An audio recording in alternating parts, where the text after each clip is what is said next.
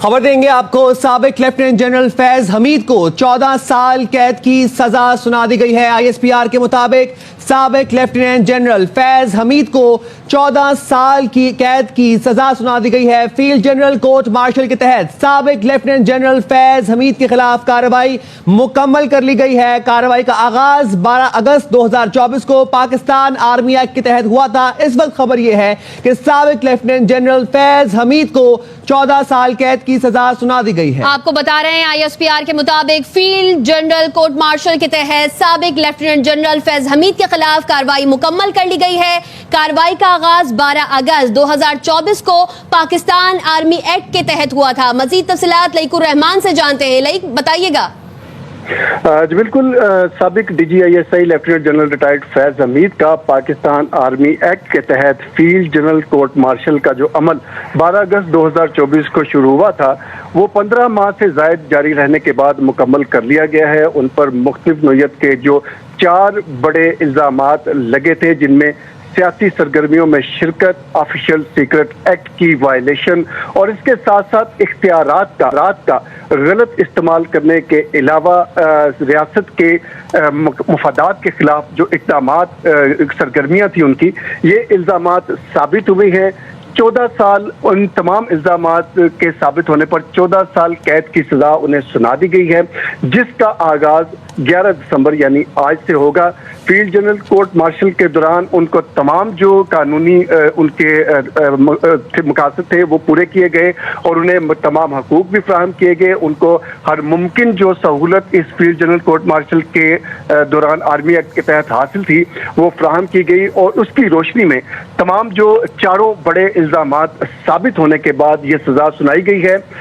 Convict کو یعنی فیض حمید صاحب کو یہ اس بات کا حق حاصل ہے کہ وہ متعلقہ فورم سے اس سزا کے خلاف نظر ثانی کے لیے رجوع کر سکتے ہیں۔ انہیں یہ آرمی ایکٹ کے تحت جو حق حاصل ہے اس کا استعمال کرنے کا حق فراہم کیا گیا ہے۔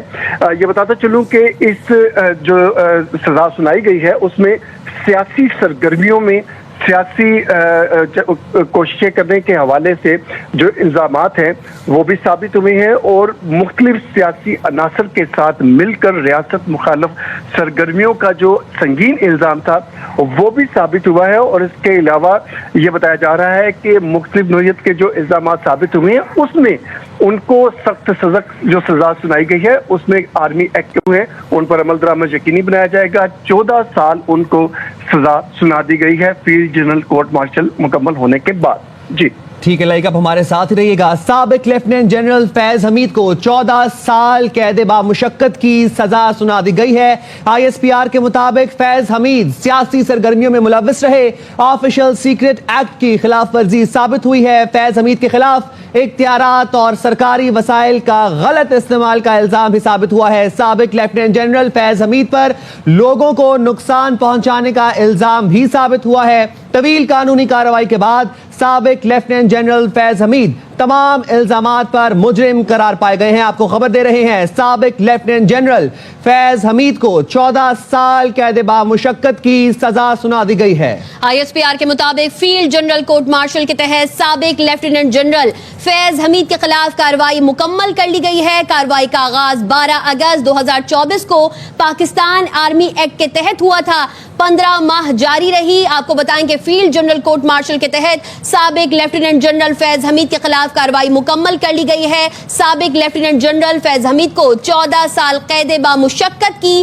سزا سنا دی گئی ہے۔ فیض حمید سیاسی گرمیوں میں ملوث رہے، آفیشل سیکرٹ ایکٹ کی خلاف ورزی ان پر ثابت ہو گئی ہے۔ فیض حمید سیاسی سرگرمیوں میں ملوث رہے تھے۔ سابق لیفٹیننٹ جنرل فیض حمید کو 14 سال قید با مشقت کی سزا سنا دی گئی ہے۔